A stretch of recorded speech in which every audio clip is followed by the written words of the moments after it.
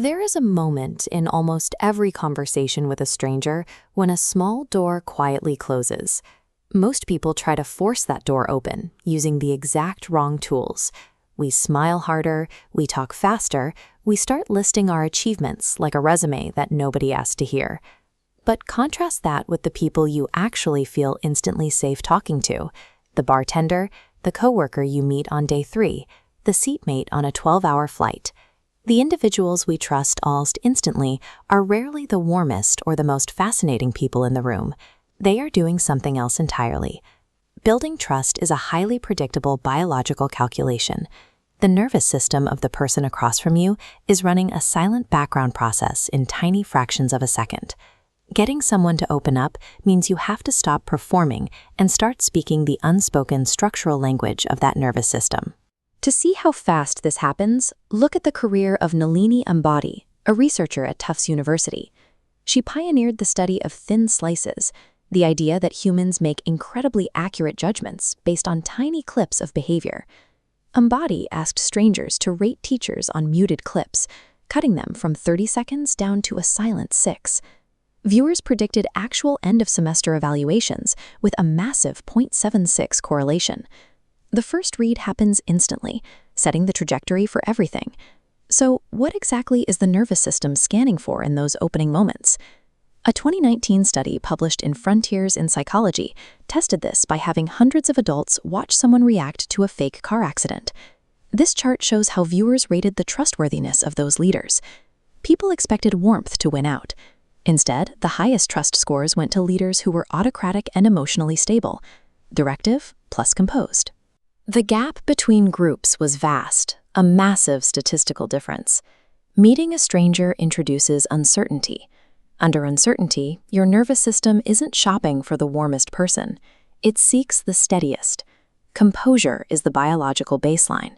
It is the slow exhale and the half-second pause before you begin to answer, the face that rests between sentences instead of holding a rigid smile. Calmness is a small promise that nothing is about to go wrong. But steady only gets you in the door. Composure is the floor, not the ceiling. To actively build intimacy, we have to look at the structure of a conversation. In 1997, Arthur Aron and his colleagues placed pairs of strangers in a room for 45 minutes. They provided 36 questions, arranged in 3 sets, escalating from light trivia to deep personal reflections. By the end of those 45 minutes, participants reported feeling as close to the stranger across the table as to their closest lifelong friends. People have spent decades printing out this exact list of questions for first dates, assuming the words themselves hold some kind of magic spell. Most of them end up disappointed. This animation illustrates what Aron actually built. The engine of intimacy isn't the specific questions. It's a structured sequence of matched, slow, reciprocal escalation. You answer, then I answer. Light, then slightly less light.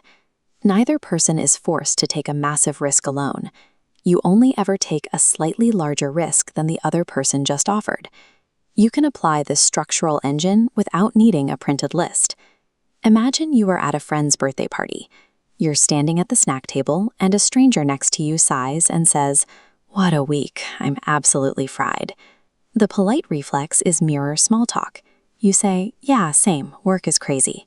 It's forgettable, and the conversational door starts closing.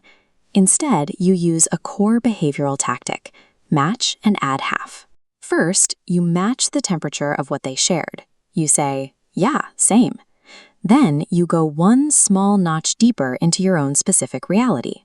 You add, "I think mine is the kind where I can't tell if I'm tired from work or from pretending I'm fine at work." That is a tiny, doable half step. You haven't dumped your life story or cried over the chips, but you have introduced a grain of vulnerability that is specifically scaled to bypass their biological danger reflex. Here is where almost everyone fails. After you deliver that half step deeper, you have to pause. You cannot keep talking to fill the silence. Sharing something slightly personal makes the listener feel chosen. Quietly stepping back leaves the power entirely with them. They get to evaluate if following you down the staircase feels safe. Compare this balanced visual to anxious oversharing. Leading a conversation with a flood of unearned personal details forces the stranger into an uncomfortable corner. They either have to match a massive leap they never agreed to, or pull away entirely. This dynamic is also why researchers observe the stranger on a train phenomenon. It is incredibly easy to take conversational risks with someone on a plane because the future relationship is empty. The cost of honesty is calculated at zero. It feels much harder with a coworker you have to see on Monday. But the biological math of the half step works even when the relationship has a future. You aren't confessing your deepest secrets to a new colleague. You are simply sharing exactly which part of a project drains your energy. The risk stays microscopic, keeping the entire interaction safe. This sequence will fail the moment you treat it like a manipulative script. If you fake intimacy to force a reaction, the other person's nervous system will eventually detect the act. You have to start with genuine curiosity. The people who build trust effortlessly don't possess magic.